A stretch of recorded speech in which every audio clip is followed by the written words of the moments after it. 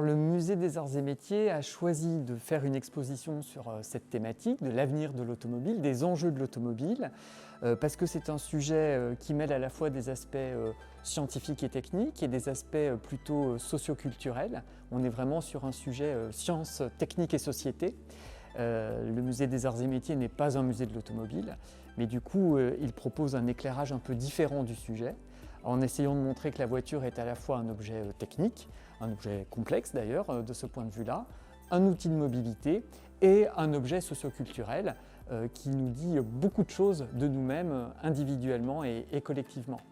L'exposition elle s'organise autour de trois grands axes. Un premier axe où l'on rappelle la place de la voiture dans notre société, le fait que ça soit un objet très investi par les citoyens, un objet très utile pour la mobilité aussi bien du quotidien que des mobilités plus exceptionnelles, ce qui explique aussi qu'on ait des réactions un peu épidermiques quand on parle de l'avenir de l'automobile.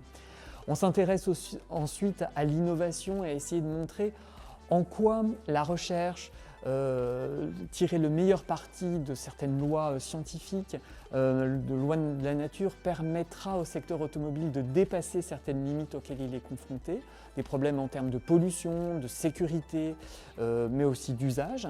Et puis on finit avec une dimension plus poétique sur la voiture qui nous fait rêver. Qu'est-ce qui nous plaît quand on parle d'automobile? Qu'est-ce qui nous inspire? Et est-ce qu'il y a une distorsion entre justement la voiture qui nous fait rêver et notre besoin de mobilité du quotidien? Le plus extraordinaire de ce point de vue-là, je pense que c'est l'œuf électrique de Paul Arzins. Paul Arzins est un peintre français qui a beaucoup œuvré dans les années 50 à 80. On lui doit les locomotives de la SNCF de cette époque-là. Et Paul Arzins était passionné de mécanique, passionné de voitures, et il s'est fabriqué plusieurs voitures, dont cet œuf, qui est une bulle d'aluminium et de plexiglas, construite en 1942 pendant l'occupation, dans des circonstances un peu difficiles.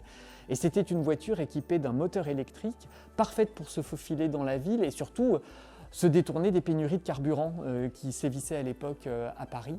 Et c'est une voiture d'abord unique, une pièce, il n'en existe pas d'autre. C'est tellement inventif, imaginatif, amusant et pratique. On a là, je crois, presque la quintessence de justement la voiture idéale pour la mobilité et en plus une voiture qui nous fait rêver, qui est étonnante et dont on n'en verra pas d'autre ailleurs.